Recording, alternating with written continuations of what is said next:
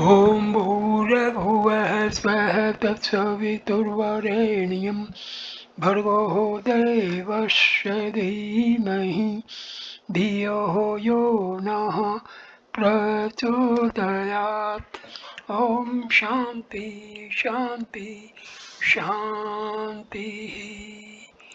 Namaste, my dear friends. This is video number 31 on Gospel of Sri Ramakrishna Parmahamsa. This video starts with chapter number 29, Master's Divine Madness. Oh, what a state of mind I passed through!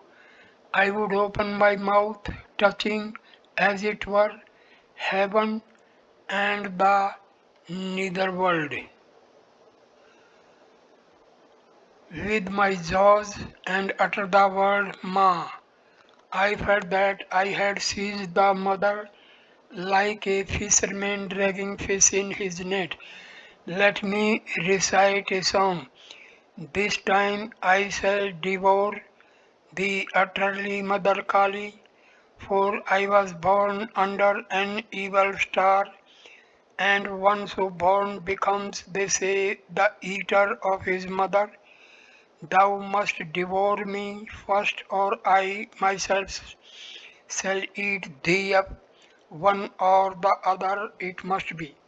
I shall besmear my hands with black, and with black my face, with black I shall besmear the whole of my body, and when death seizes me, with black I shall besmear his face.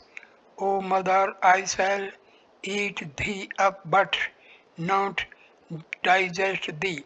I shall install thee in my heart and make thee offerings with my mind. You may say that by eating Kali I shall embroil myself with Kala, her husband, but her husband, but I am not afraid. Braving his anger, I shall chant my mother's name to show the world that Ramprasad is Kali's rightful son. Come what may, I shall eat thee up, thee and thy retinue, or lose my life attempting it.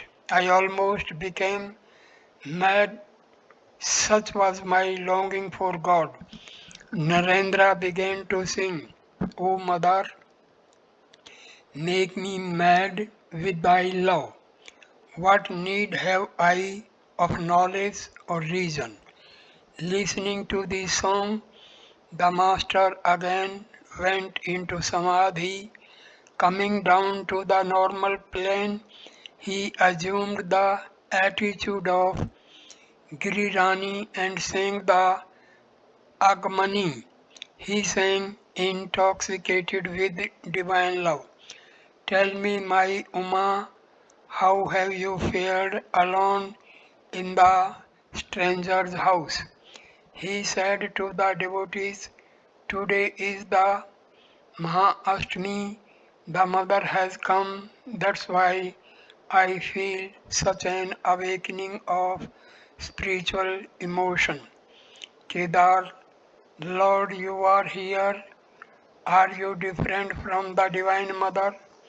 Sri Ramakrishna looked in another direction and sang in an absent-minded mood, oh friend, I have not found him yet whose love has driven me mad. Again he became ecstatic and sang of the Divine Mother. As he sang, Vijay suddenly stood up, crying the name of Hari. Sri Ramakrishna, full of divine love, began to dance with Vijay and the other devotees. The music was over. The master, Vijay, Narendra, and the other devotees sat down. All eyes were fixed on Sri Ramakrishna, who began conversing with the devotees. He asked about their health. Kedar spoke to him humbly in a soft, sweet voice. Narendra, Chunilal, Ram, and Harish were sitting by the master. Kedar humbly, how can I get rid of my dizziness? Master tenderly, one gets that. I have had it myself. Use a little almond oil. I have heard that it cures dizziness. Kedar, I shall, sir. Master to Chunilal. Hello. How is everything?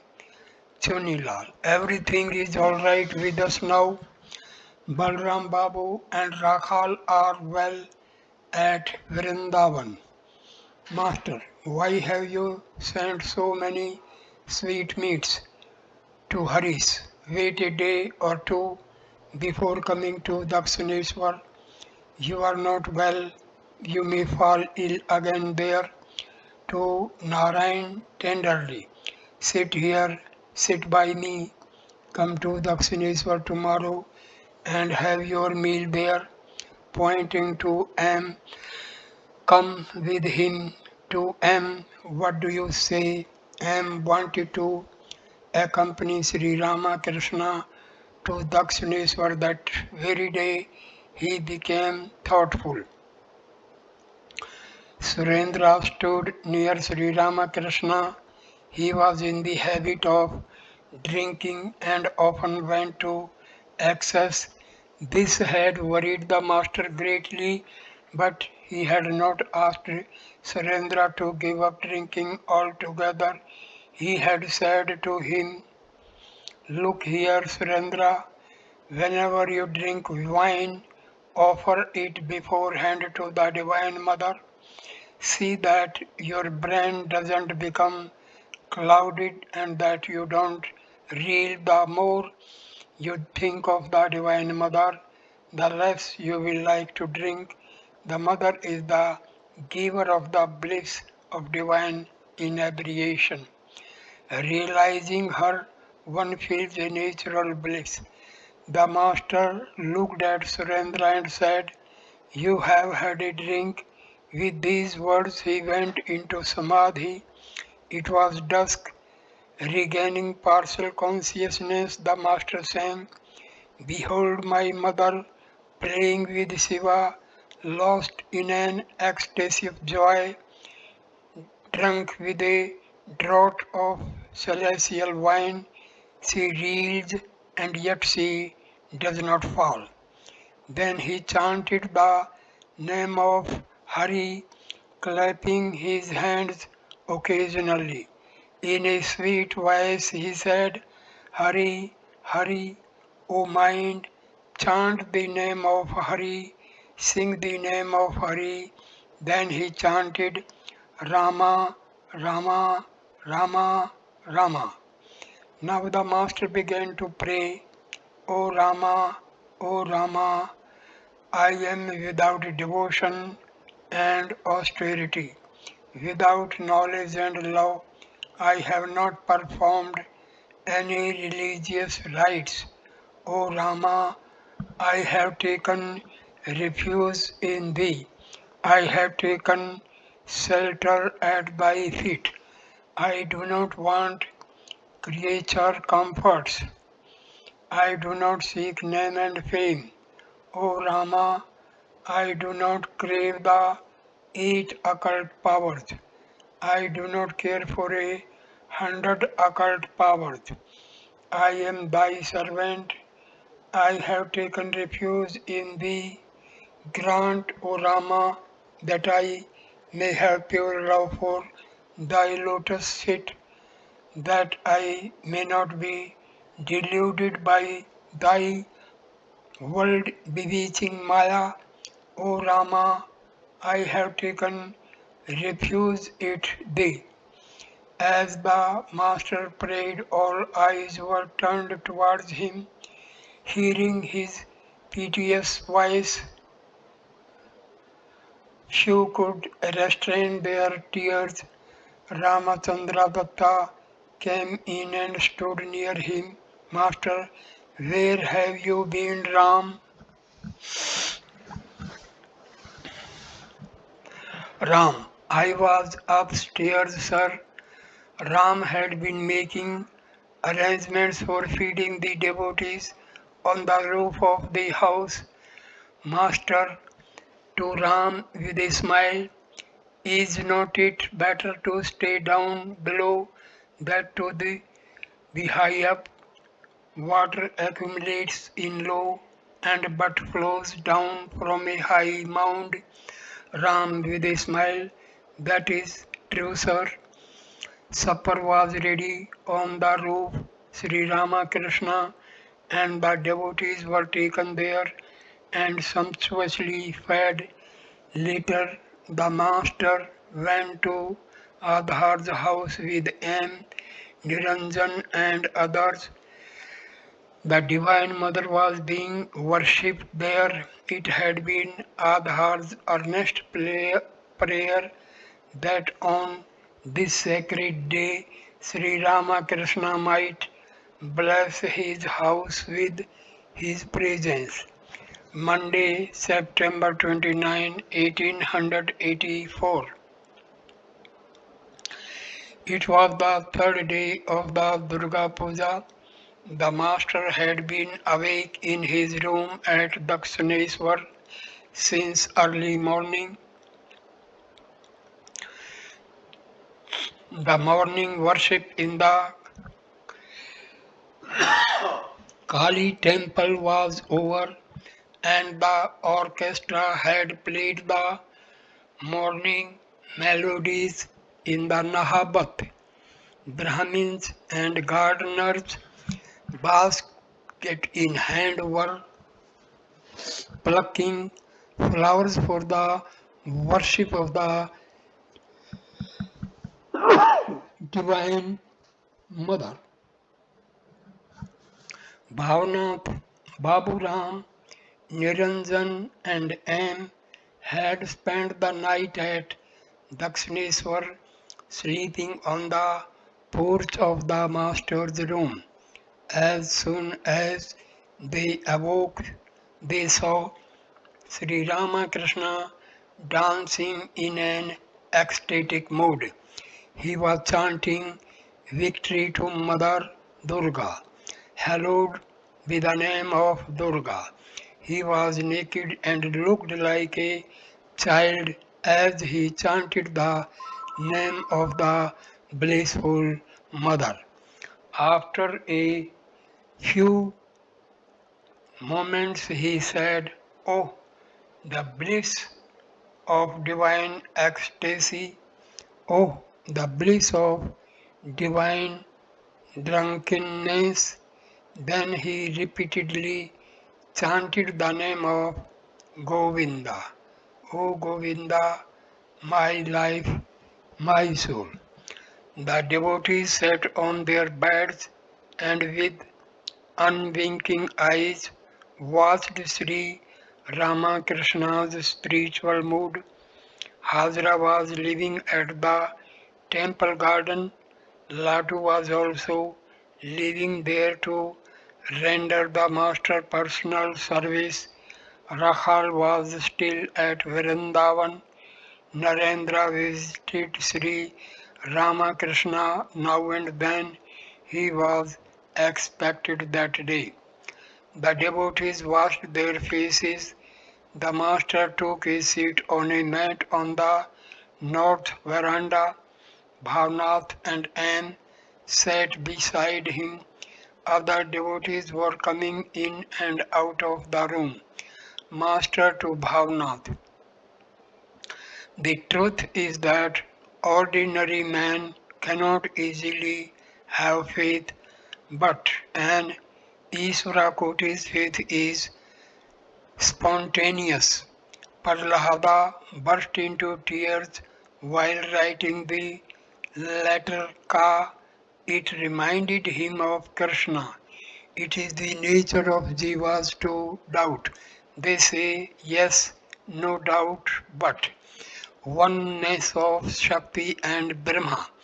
Hajra can never be persuaded to believe that Brahma and Shakti, that Shakti and the being endowed with Shakti are one and the same. When the reality appears as creator, preserver, and destroyer, we call it Shakti. When it is inactive, we call it Brahma. But really, it is one and the same thing, indivisible. Fire naturally brings to mind its power to burn, and the idea of burning naturally brings to mind the idea of fire. It is impossible to think of the one without the other. So I prayed to the Divine Mother, O Mother, Hajra is trying to upset the views of this place. Either give him right understanding or take him from here. The next day he came to me and said, yes, I agree with you. He said that God exists everywhere as all pervading consciousness. Bhavnath smiling. Did did what Hazra said really make you suffer so much? Master, you see, I am now in a different mood. I can't shout and carry on heated discussions with people. I am not in a mood now to argue and quarrel with Hazra. Herda said to me at Jadu Malik's garden house, Uncle, don't you want to keep me with you? No, I said, I am no longer in a mood to get into heat, heated arguments with you. Knowledge and ignorance. What is knowledge and what is ignorance? A man is ignorant so long as he feels that God is far away. He has knowledge when he knows that God is here and everywhere. Childlike faith. When a man has true knowledge, he feels that everything is filled with consciousness. At Kamarpukur, I used to talk to Shibu, who was then a lad 4 or 5 years old. When the clouds rumbled and lightning flashed, Shibu would say to me, there, uncle, they are striking matches again. All laugh. One day I noticed him chasing grasshoppers by himself. The leaves rustled in the nearby trees. Hush, hush, he said to the leaves, I want to catch the grasshoppers. He was a child and saw everything throbbing with consciousness. One cannot realize God without the faith that knows no child, the simple faith of a child. Ah, what a state of mind I passed through. One day something bit me while I was sitting in the grass. I was afraid it might have been a snake and I did not know what to do.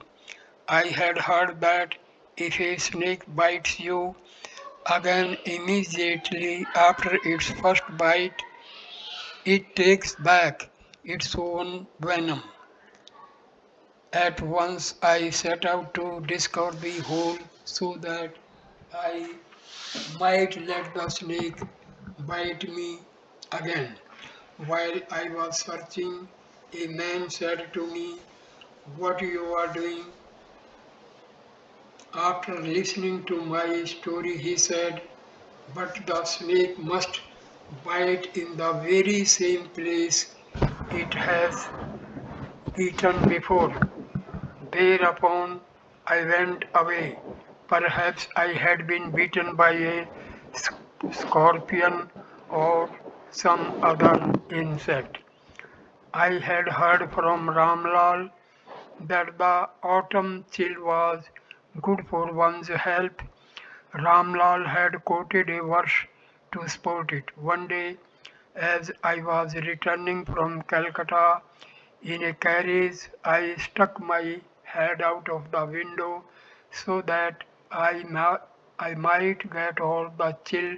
Then I fell ill all love. Sri Ramakrishna entered his room and sat down. His legs were a little swollen. He asked the devotees to feel his legs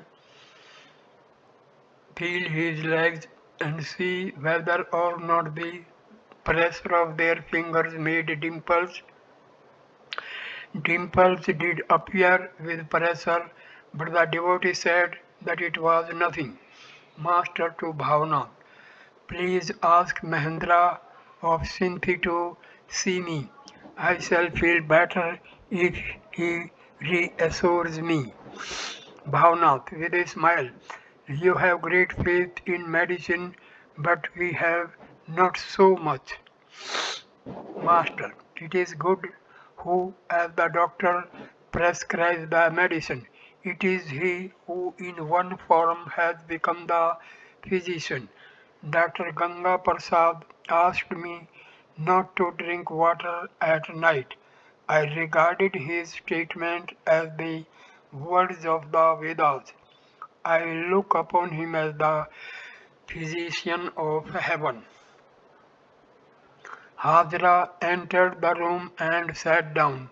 The master talked a while about different things and then said to Hajra, you see, many people were at Ram's house yesterday. Vijay, Kedar, and others were there. But why did I feel so deeply stirred at the sight of Narendra? I found that Kedar belonged to the realm of divine inebriation. Presently, Narendra arrived and Sri Ramakrishna was exceedingly happy. Narendra saluted the master and began to talk with Bhavnath and others in the room. M was seated nearby. A long mat was spread on the floor. While talking, Narendra lay on it flat on his stomach. The master looked at him and suddenly went into samadhi. He sat on Narendra's back in an ecstatic mood.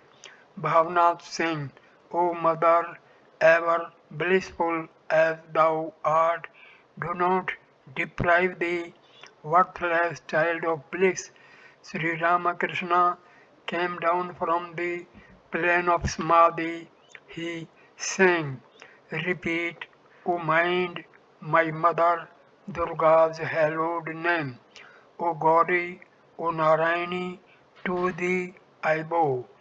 Thou art the day, O mother, thou art the dusk and the night. As Rama, thou drawest the bow, as Krishna, thou playest the flute.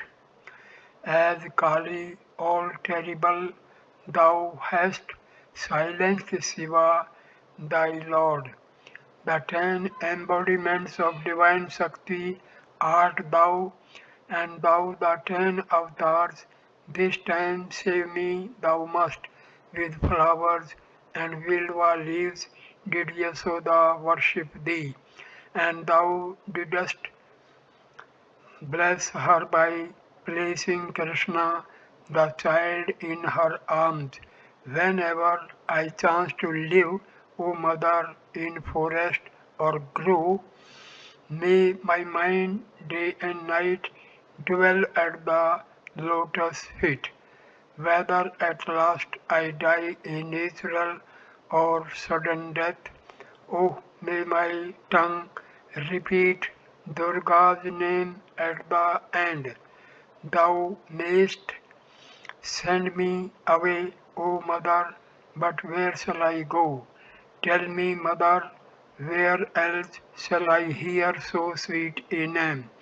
Thou mayst even say to me, step aside, go away, yet I shall cling to thee, O Durga, unto thy feet, as thine anklets I shall cling, making their tinkling sound.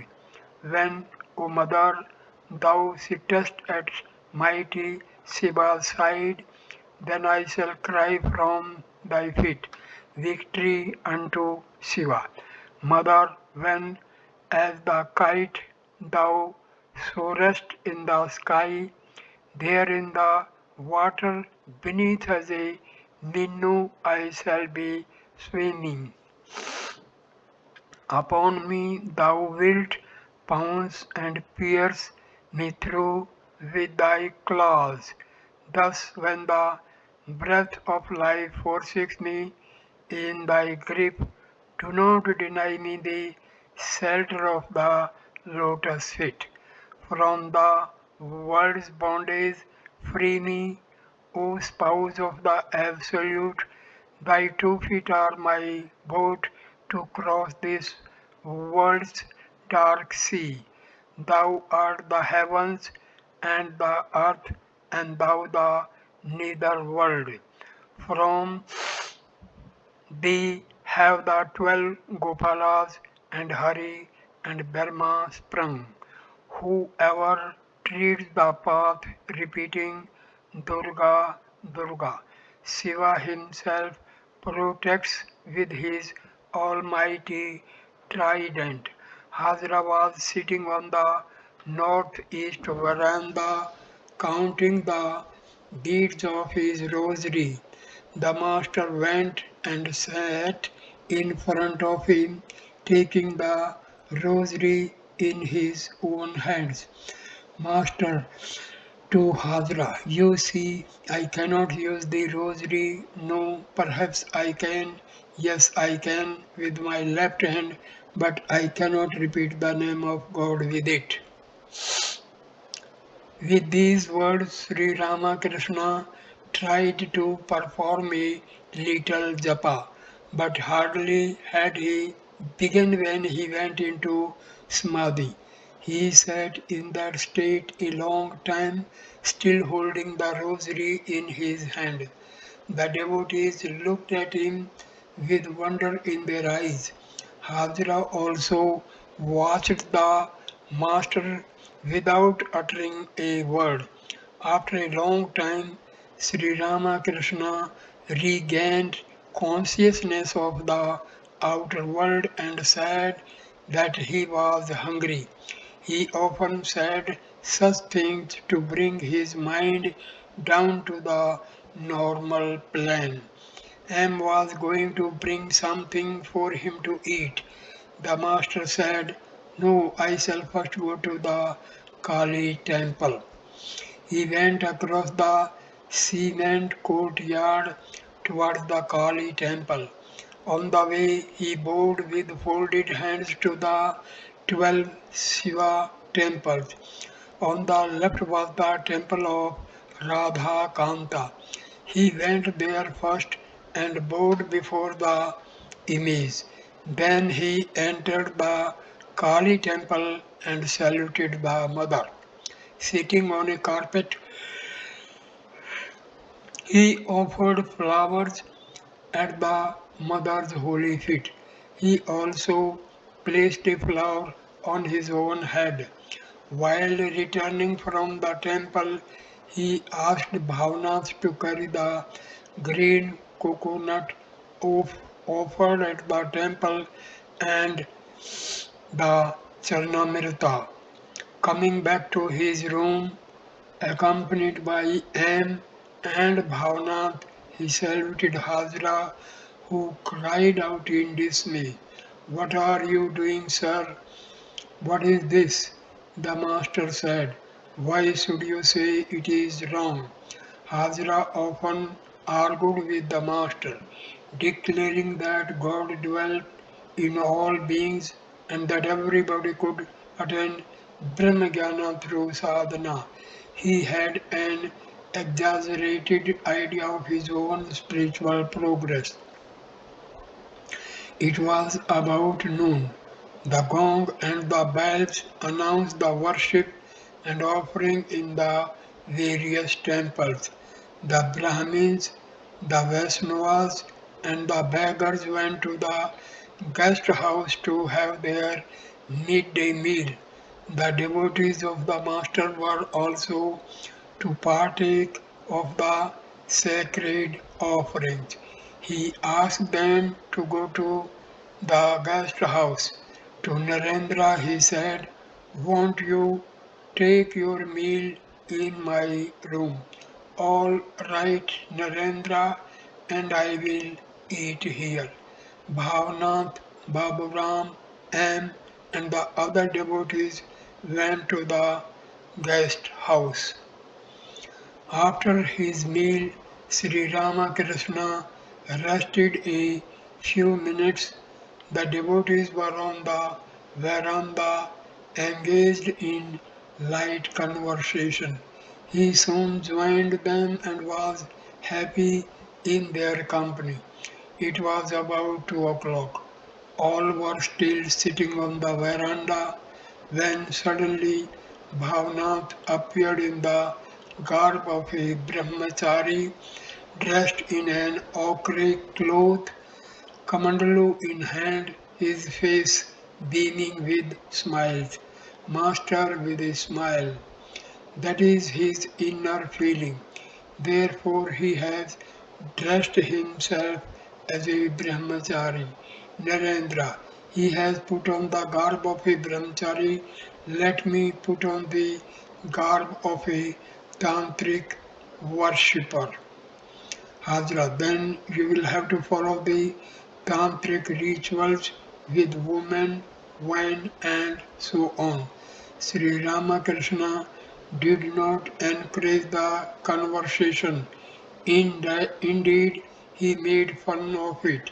Suddenly, the master began to dance in an ecstatic mood. He sang, "Mother, thou canst not trick me any more, for I have seen thy crimson lotus feet." The master said, "Ah, how wonderfully Raj sings about the Divine Mother. He sings and dances that way. The music of Nakur Acharya at Kamar Pukur is also wonderful. Ah, how beautiful his singing and dancing are. A sadhu was staying at the Panchavati, but he was a hot-tempered man. He scolded and cursed everyone. He came to the master's room wearing wooden sandals and asked the master, "Can I get fire here?" Sri Ramakrishna saluted him and stood with folded hands as long as he remained in the room. When he had left, Bhavna said to the master with a laugh, "What great respect you showed the sadhu." Master smiling, "You see, he too is Narayana, though full of tamas. This is the way one should please people who have an excess of tamas. Besides, he is a sadhu." The devotees were engaged in a game of Golok Dham. Hazra joined them. The master stood by, watching them play. Anne and Kishori reached heaven. Sri Ramakrishna bowed before them and said, "Blessed are you two brothers." He said to M aside, "Don't play any more." Hazra fell into hell. The master said, "What is the matter with Hazra?" Again, no sooner had Hazra got out of hell than he fell into it again. All burst into laughter. Latu, at the first throw of the dice, went to heaven from earth. He began to cut capers of joy. See Latu's joy, said the master. He would have been terribly sad if he had not achieved this. Aside to the devotees, this too has a meaning. Hazra is so vain that he thinks he will triumph over all even in this game. This is the law of God that he never humiliates a righteous person. Such a man is victorious everywhere. Sri Ramakrishna was sitting on the small couch in his room. Narendra, Baburam, Bhavnath, and M were sitting on the floor. Narayana referred to various religious sects, the Ghospara, Panchanami, and others. Sri Ramakrishna described their views and condemned their immoral practices. He said that they could not follow the right course of spiritual discipline but enjoyed sensuous pleasures in the name of religion. Danger of tantric discipline. Master to Narendra, you need not listen to these things. The Bhairvas and the Bhairvis of the Tantric sect also follow this kind of discipline. While in Banaras, I was taken to one of their mystic circles. Each Bhairva had a Bhairvi with him. I was asked to drink the consecrated wine, but I said I could not touch wine. They drank it. I thought perhaps they would then practice meditation and japa, but nothing of the sort. They began to dance. I was afraid they might fall into the Ganges. The circle had been made on its bank. It is very honorable for husband and wife to assume the role of Bhairava and Bhairavi. To Narendra and others, let me tell you this. I regard woman as my mother. I regard myself as her son. This is a very pure attitude. There is no danger in it. To look on woman as a sister is also not bad, but to assume the attitude of a hero to look on woman as one's mistress is the most difficult discipline. Tarak's father followed this discipline. It is very difficult in this form of sadhana. One cannot always maintain the right attitude. There are various paths to reach God. Each view is a path. It is like reaching the Kali temple by different roads, but it must be said that some paths are clean and some dirty. It is good to travel on a clean path. Many views, many paths, and I have seen them all, but I do not enjoy them anymore. They all quarrel. Masters inner experiences. No one else is here, and you are my own people. Let me tell you something. I have come to the final realization that God is the whole and I am a part of it. That God is the master and I am his servant. Furthermore, I think every now and then that he is I and I am he. The devotees listened to these words in deep silence. Bhavnath humbly, I feel disturbed if I have a misunderstanding with someone. I feel that in that case I am not able to love all. Master, try at the outset to talk to him and establish a friendly relationship with him. If you fail in spite of your efforts, then don't give it another thought. Take refuge in God, meditate on Him. There is no use in giving up God and feeling depressed from thinking about others. Bhavnath. Great souls such as Christ and Chaitanya have admonished us to love all beings. Master, love you must, because God dwells in all beings, but salute a wicked person from a distance. You speak of Chaitanya, he also used to restrain in his spiritual feelings in the presence of unsympathetic people. At Srivasa's house, he put Srivasa's mother-in-law out of the room, dragging her out by the hair. Bhavnath. I, it was not he but others who did it. Master, could the other have done it without his approval? What can be done?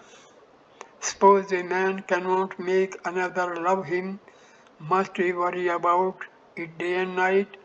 Must I waste my mind, which should be given to God, on useless things?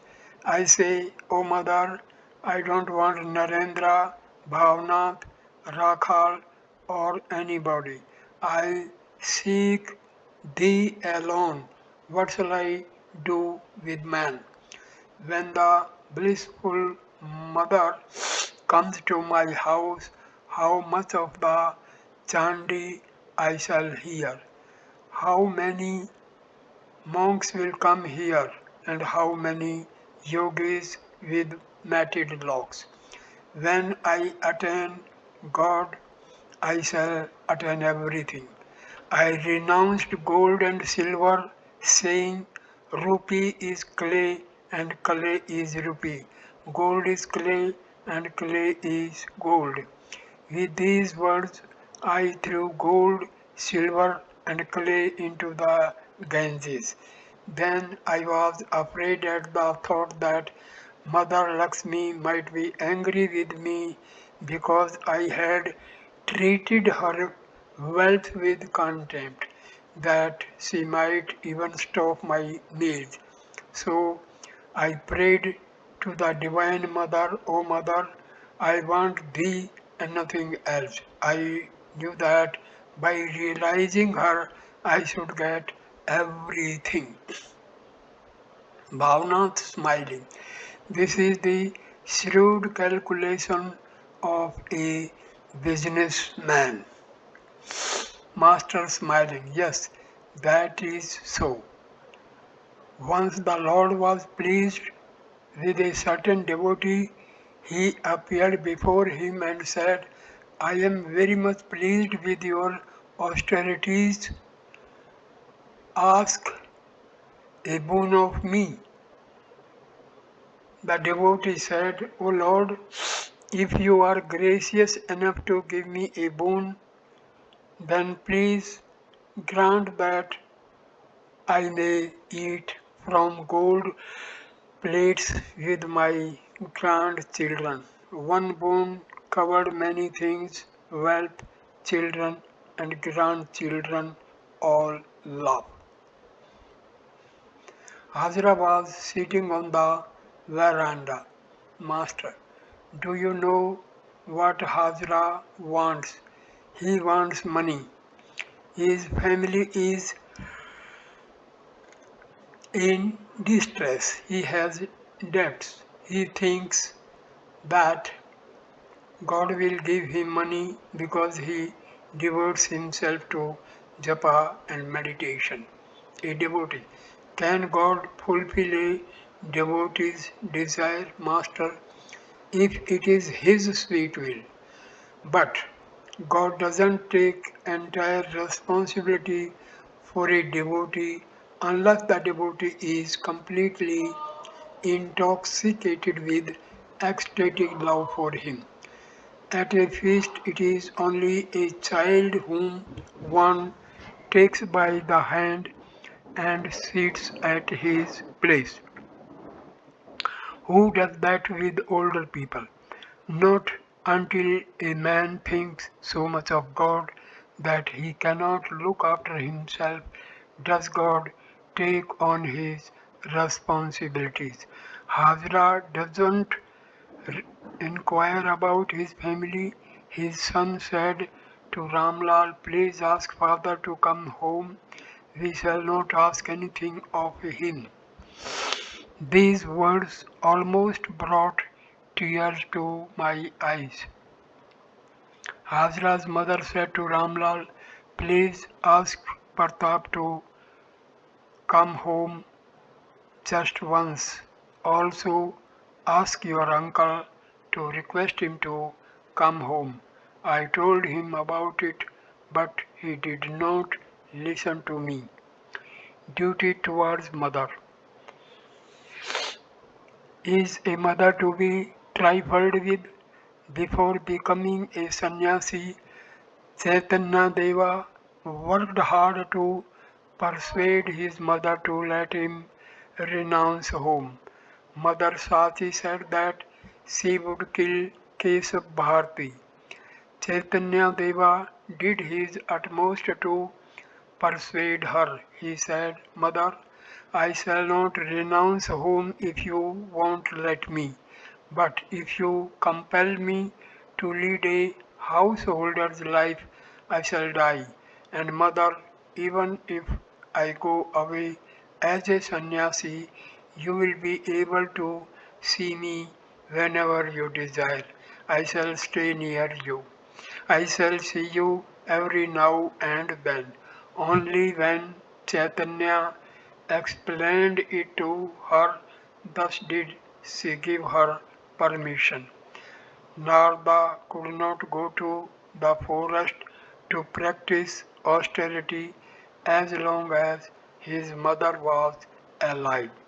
He had to take care of her. After her death, he went away to realize God. When I went to Vrindavan, I felt no desire to return to Calcutta. It was arranged that I should live with Gangama. Everything was settled. My bed was to be on one side and Gangama's on the other. I resolved not to go back to Calcutta. I said to myself, how long must I eat a Kavarta's food? No, said Herder to me, let us go to Calcutta. He pulled me by one hand and Gangama pulled me by the other.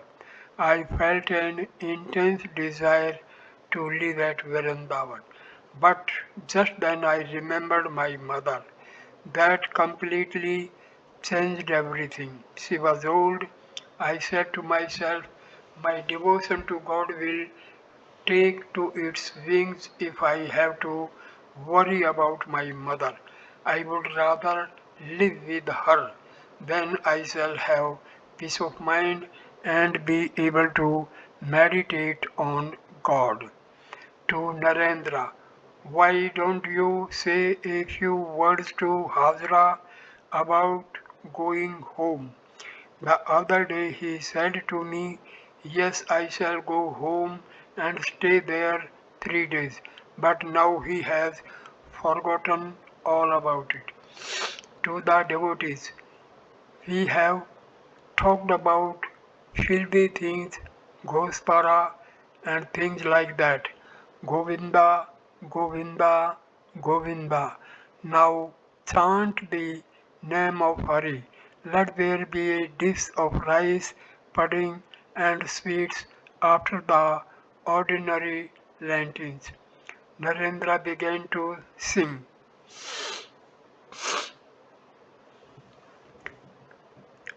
Fasten your mind, O man, on the primal Purusha, who is the cause of all causes, the stainless one, the beginningless truth. As prana, he pervades the infinite universe. The man of faith beholds him living, resplendent, the root of all, beyond the senses, eternal, the essence of consciousness. He shines in the cave of the heart, adorned with holiness, wisdom, and love. By meditating on him, man is delivered from grief, of countenance ever serene, an inexhaustible ocean of virtue. None can fathom his depths, yet freely of his own grace does he reveal himself to those who come to his feet for shelter.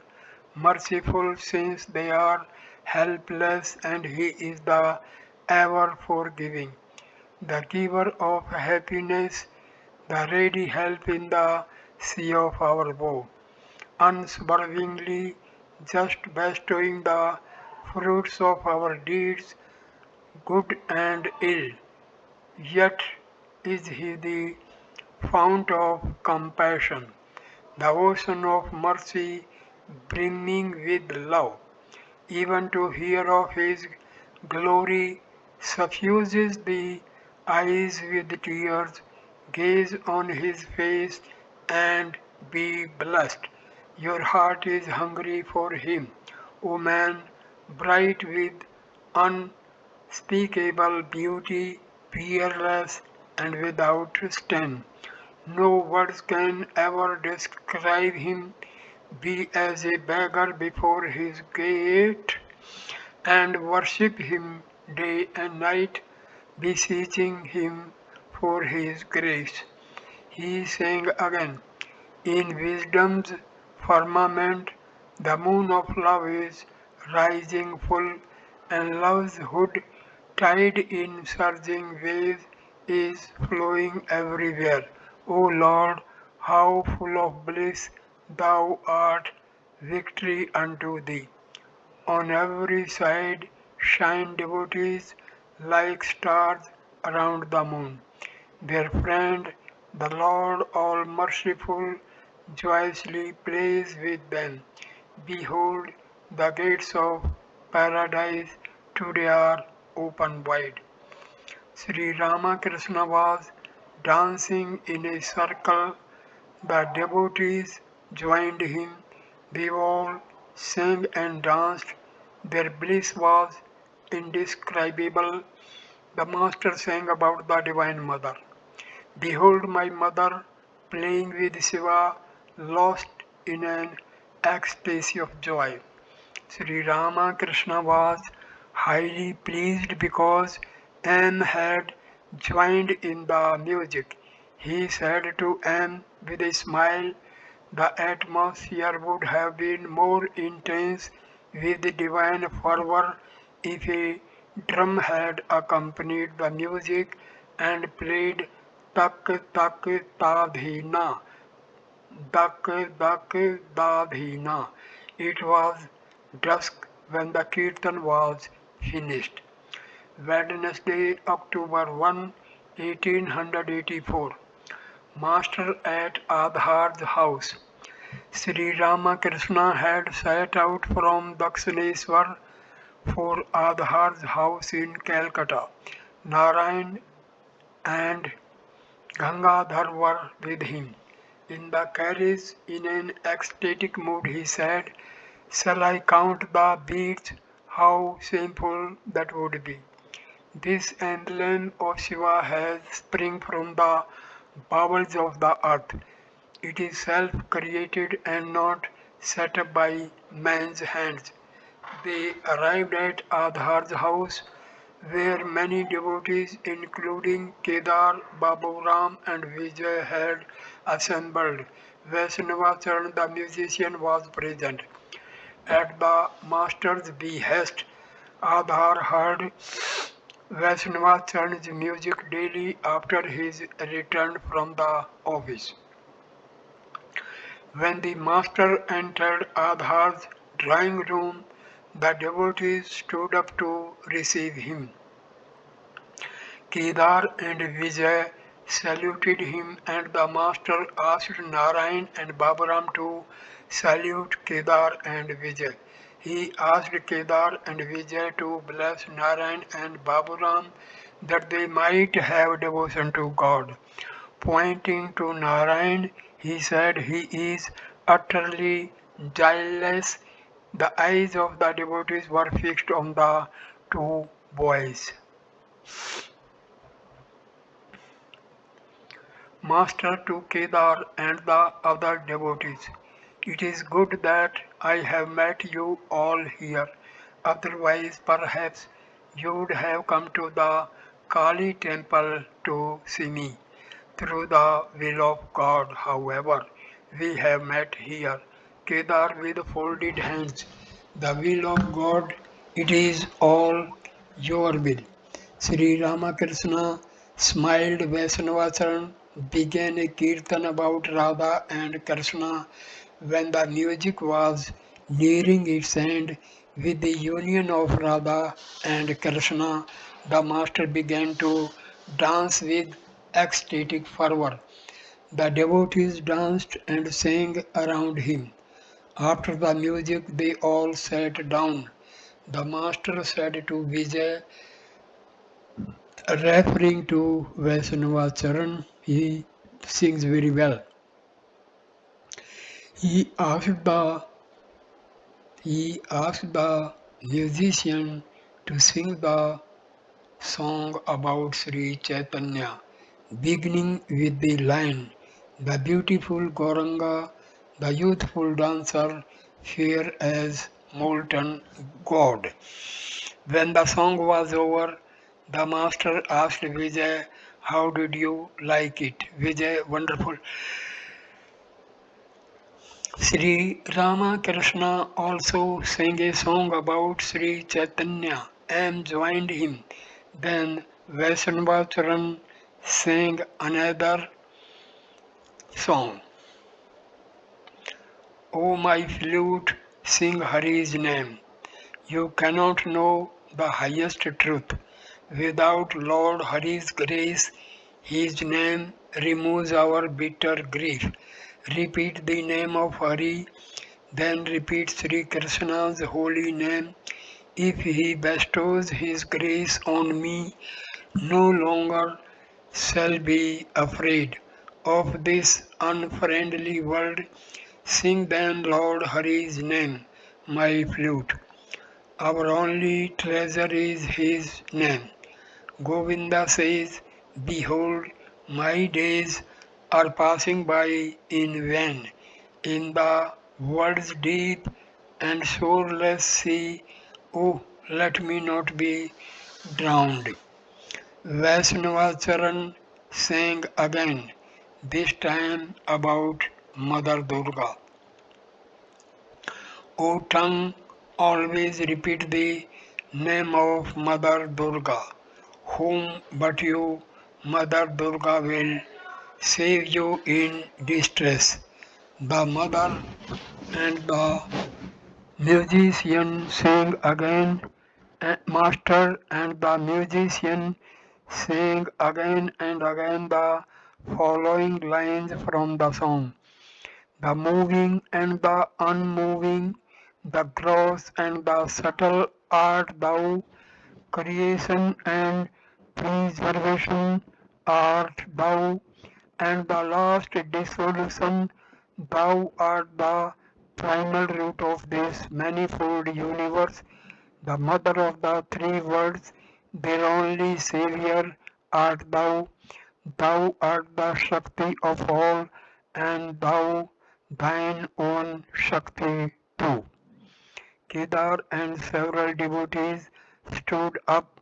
they were about to return home, Kedar saluted the master and bade him goodbye. Master, should you go away without bidding Adhar goodbye? Would not that be an act of discourtesy, Kedar? When God is pleased, the world is pleased. You are staying, so in a sense, we are all staying. I am not feeling well. Besides, I am a little nervous about my social conventions. Once before, I had trouble with our community. Vijay, pointing to the master, should we go away and leave him here? Just then Adhar came in to take the master to the dining room, for the meal was ready. Sri Ramakrishna stood up and said, addressing Kedar and Vijay, come with me.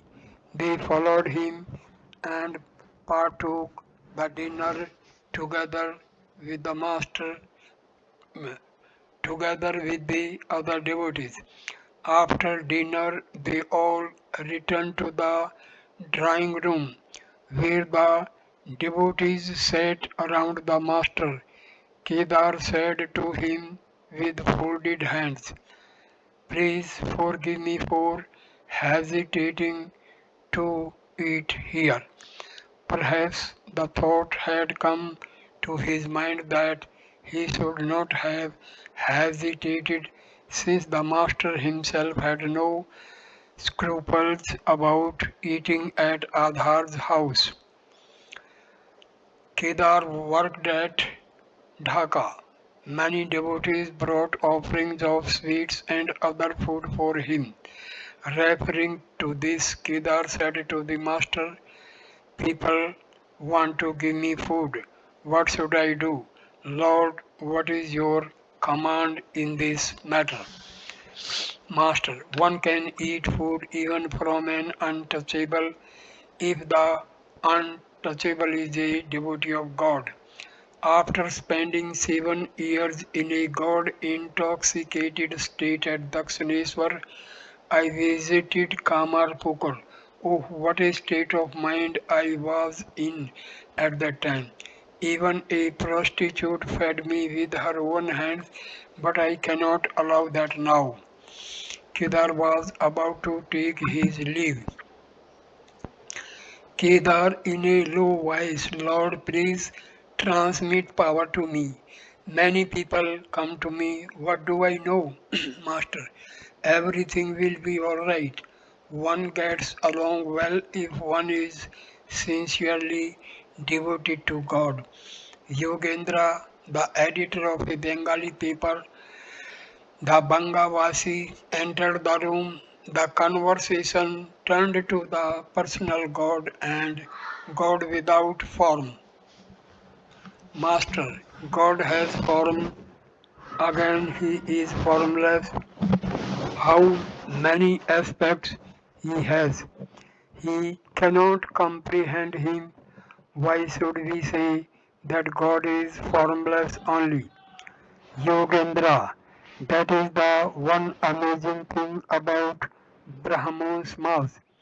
Even when, even even a boy 12 years old sees God as formless. The members of the Adi Samaj do not object very much to God with form. They are allowed to attend ritualistic worship if it takes place in respectable families. Master smiling, how nicely he has put it. Even a boy sees the formless God. Adhar Shivnath Babu does not believe in God's form.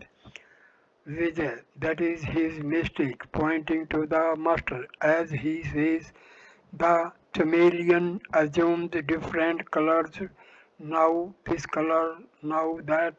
Only the man who lives under the tree knows the animal's true color. While meditating, I saw images of gods pointing on a canvas. How many gods, how many different things they said. I said to myself, I shall go to the Master. He will explain it to all. He will explain it all to me. Master, you saw correctly. Kedar, God assumes forms for the sake of his devotees. Through ecstatic love, devotees seek God with form. Dhruva had a vision of the Lord. He said, why don't you earring move? The Lord said, they will move if you move them. Master, one must accept everything, God with form and God without form. While meditating in the Kali temple, I noticed Ramani, a prostitute. I said, Mother, I see that thou art in that form too. Therefore I say, one must accept everything. One does not know when or how God will reveal Himself. The Masters sang, a mendicant has come to us, ever absorbed in divine moods. Vijay, God has infinite power. Can He not reveal Himself in any form He chooses? Man is a speck of dust, and he dares come to a conclusion about God. How amazing! Master, a man reads a little of the Gita, the Bhagavata, or the Vedanta and thinks he has understood everything. Once an ant went to a hill of sugar. One grain of sugar filled its stomach, and it was returning home with another grain in its mouth. On the way, it said to itself, the next time I go, I shall bring home the whole hill, all love. At this point, I conclude this video. Next video number 32 will start with chapter number 30, The Master in Various Moods, Thursday, October 2, 1884. Thank you, my dear friends. Namaskar.